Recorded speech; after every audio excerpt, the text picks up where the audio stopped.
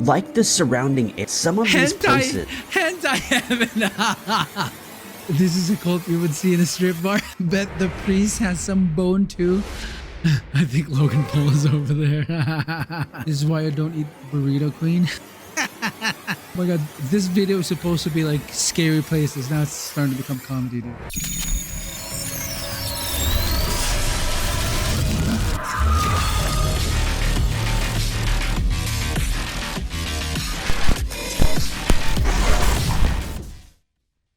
Hello everyone, my name is Kaz and welcome to another video. Today's video, I'm so excited because I never laughed so hard in my life, and I hope you guys like it. And it's another one of those reaction videos that me and the chat actually did, and I truly enjoyed this one. I am leaving the original videos link in the description, so make sure you guys subscribe to the channel. And if you guys like this type of content, make sure you subscribe to my channel, give it a like, and then comment in the comment section down below.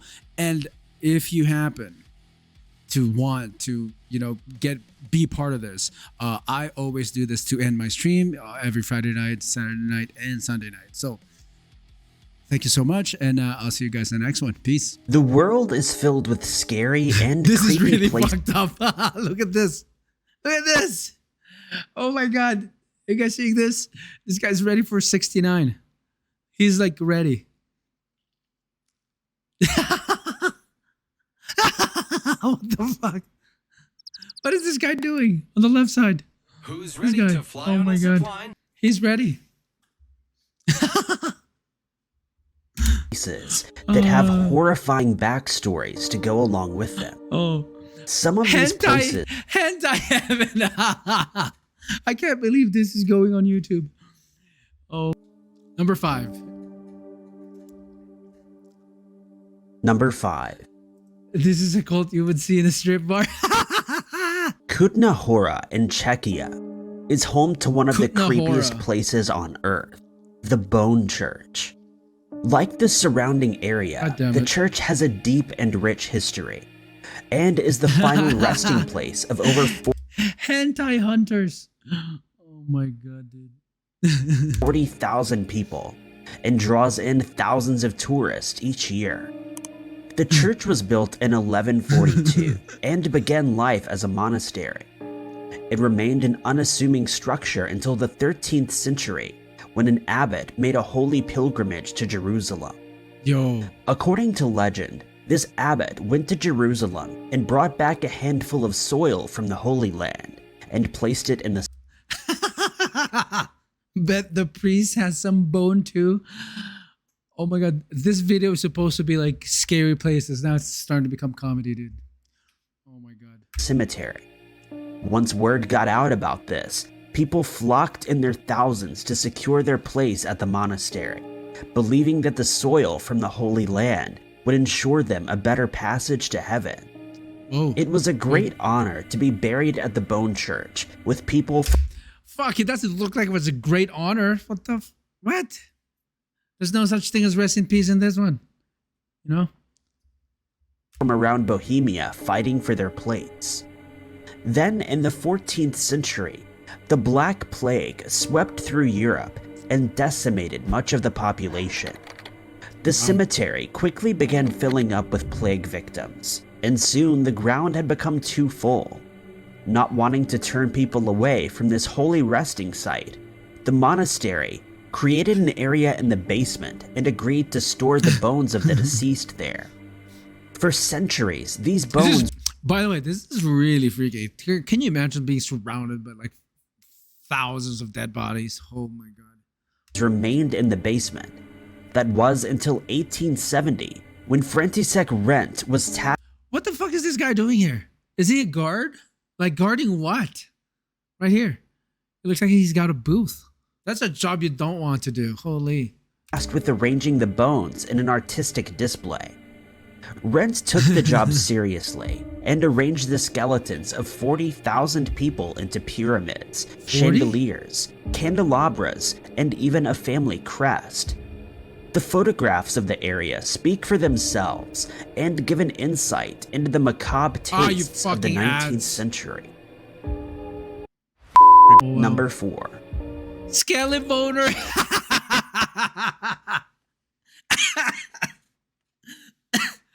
Skelly boner. Oh my god. This ended up being a comedy fucking reaction stream, dude. The town of Parikala, Finland shit. is home to a forest filled with over... This guy, watch this guy. Like on my mouse right here. Yo, he's like being held by his dick. Bro, like the strongest dick ever. This guy. He's just right there. Hanging there. Dude. This guy has like fucking dick of steel. Beat Superman. I think Logan Paul is over there.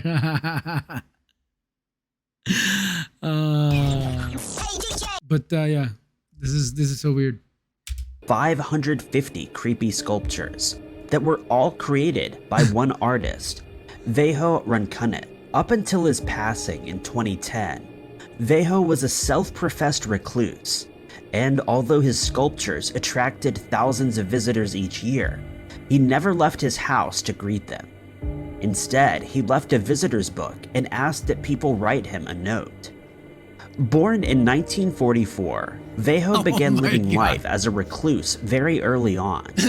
He had a job at a paper mill, and with his first paycheck, he bought apple seeds and a bag of concrete. From here, he started his sculpture garden that quickly spiraled out of control and ended up with over 550 creations. Academics and artists have tried to study Veijo's work, but have been unable to come up I don't want to say anything with an explanation for his work. Upon entering Veijo's sculpture garden, visitors are met with an array of creepy sculptures that sit in the realm of the Uncanny Valley.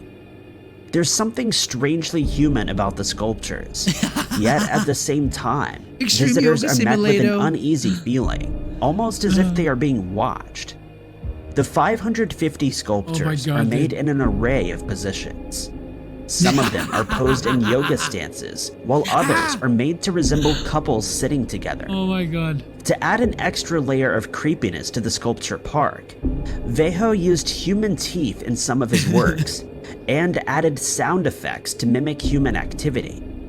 In an interview, Veijo was asked why he hadn't allowed museums to display his work, and he said, quote, that I must check with the statues first. I did not say anything in the man in the middle because oh my god. But they've always said no.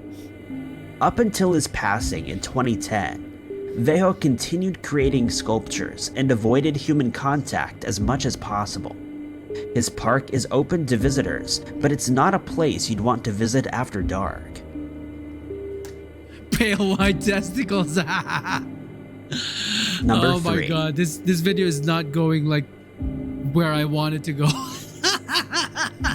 Off the coast of Mexico City sits an island so creepy and terrifying that tourists have been warned about the dangers of visiting it. Scary the shit. island like of the some scary. Well, it's not is really home scary to shit, thousands of creepy dolls. It's not really like scary stuff. It's just places that has like dark history, that happened to them. But this video is not going where I wanted to go. I've been laughing. Holy smokes.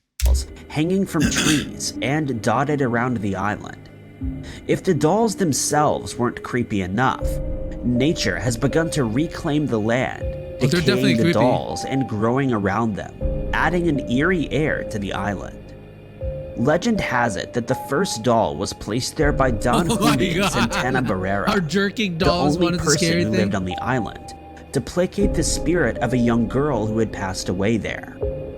Barrera had abandoned his family and moved to the desolate island to live off the land and become closer to God. He would sometimes make trips to the neighboring island to sell his vegetables and preach the word of God. While the residents of the island didn't mind Barrera selling his goods, they became annoyed at his paranoid preachings and forbade him from ever setting foot on their island again. This is probably one of those places or islands that you never want to go. Never. You don't. Like, there's no reason like to go here. There's, it's absolute scare fest. This sent Barrera into a deep spiral of paranoia and pushed him further into his religious fanaticism. One day, Barrera left a doll in dedication to a girl who had passed away on the island, believing that this would placate her spirit and protect him. But Barrera's paranoia and isolation got the better of him, and he began believing that Christoph, oh no. Eye-watering smell, oh no. one doll simply wasn't enough. In the coming months and years, Barrera began hanging up thousands of dolls, hoping that each new doll would make the spirit happy. Some stories state that Barrera was haunted by whisperings from the ghost saying, "I want my doll," causing him to leave more dolls as offerings to the spirit. This is very creepy. Barrera continued leaving dolls until his passing in 2001, leaving behind one of the scariest places on Earth with an even creepier backstory. Wow. After his passing, Doll Island became a tourist attraction, and those who are interested in the macabre can hop on a boat and see the island for themselves. Dude, you can actually go here. What? This is why I don't eat Burrito Queen. Many locals aren't too keen on visiting Doll Island, as it's said that at night, the dolls come alive and whisper to each other. Brawler, oh, come on! Oh my god. Yes, my love, we are. Mansfield Reformatory was constructed between 1886 and 1910, and boasts stunning Gothic architecture and creepy dark history.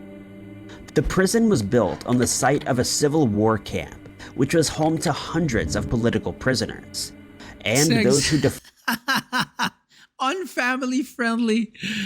Oh my god, defied the opposition. When the first 150 prisoners were transferred to Mansfield, hopes were high as the prison's administration aimed to create an environment where non-violent first-time offenders could do their time and receive rehabilitation. The reformatory also ensured that these prisoners were not exposed to the harsh realities of Columbus State Penitentiary, which may have institutionalized them and made them worse. This plan of reformation and rehabilitation worked for a while. That was until crime rates skyrocketed and violent offenders were sent to Mansfield due to overcrowding at other facilities. Over time, Mansfield too became overcrowded, and the mood of the prison quickly shifted and devolved. It wasn't long before the prison guards began treating the prisoners harshly, ignoring their initial hopes of rehabilitation.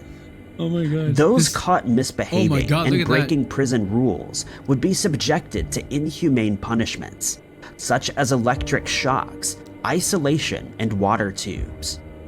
The prisoners' lives were made even more miserable, as up to 3 men at a time were confined to one prison cell.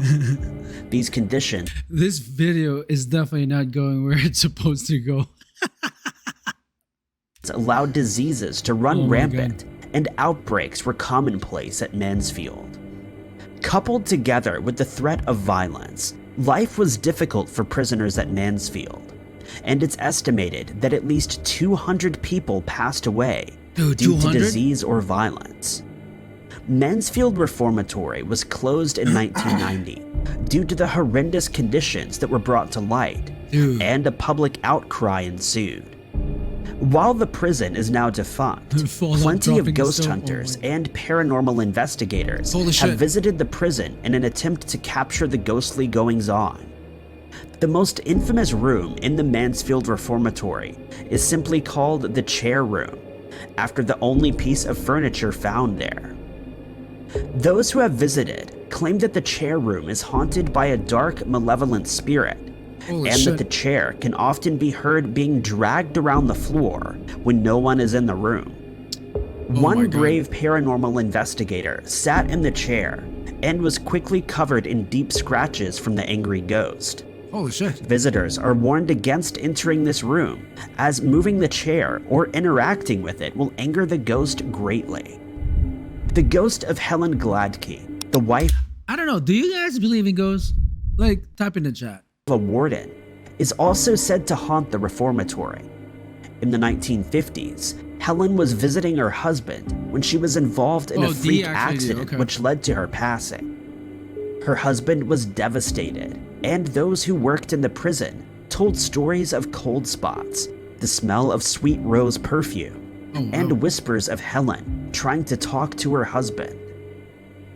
Damn, dude. According to a 2011 investigation by amateur ghost hunter Paul Camper, there were at least 55 reports of paranormal activity in Manchester that year alone. That doesn't include the 43 haunting manifestations, 2 poltergeist sightings, 2 UFO reports, and 1 report of an evil course. Manchester is a city with a rich and dark history, and its streets have been home to outlaws, serial killers, and some of the scariest people to ever exist. During the Industrial Revolution, Manchester was the main hub for textiles and cotton, and as a result, became the main transport hub for those making their way north. Actually, one of the most haunted places on earth is, like, you know, probably UK. There's like so many people have died there, man. So many people. And like UK has like a long ass history of like wars and stuff. I would say UK is probably on the top when it comes to like most haunted, and Japan is like up there as well. As of 2021, Greater Manchester's population was home to over 2.2 million people. And hiding in each borough and area is a terrifying, haunted property with a chilling backstory.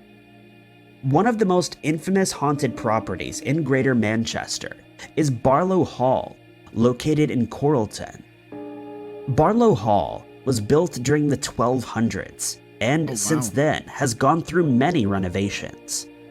According to historical records, in 1584, Barlow Hall was rebuilt and a mile-long passage was created, connecting the hall to Hough End Hall. There are also rumors of a priest's hole and numerous secret rooms and compartments for the Barlow family to hide in the event that an attack take place. Holy shit. The Barlow family called this hall home for many decades, setting up their lives here and cementing themselves as members of the community. Ambrose Barlow lived at the property and was well known in the area, but sadly, things would take a dark turn for Ambrose. In 1641, St. Ambrose Barlow was taken to the Lancaster jail on account of his Catholicism, and many people say that his spirit haunts the halls of Barlow Hall, seeking revenge. See, this one, when a place actually has a long history, man, like everything's possible at this point. Like I said, this UK is one of the most, one of the countries that has like most history to it. Turned against him. Guests at the hall have reported seeing Ambrose wandering around aimlessly, and shocked guests have been given the fright of their lives when encountering him at night. In the late 1950s, the Lancaster family moved into Barlow Hall and cared for the property. Other guests at the infamous Barlow Hall have reported seeing the ghost of a headless woman walking the corridors in the north wing. There has also been poltergeist activity reported at the hall, with an entity dragging coal and other items between different rooms. It appears that no one has ever been physically harmed by the spirits that inhabit Barlow Hall, but that doesn't make it any less scary. That's terrifying, bro.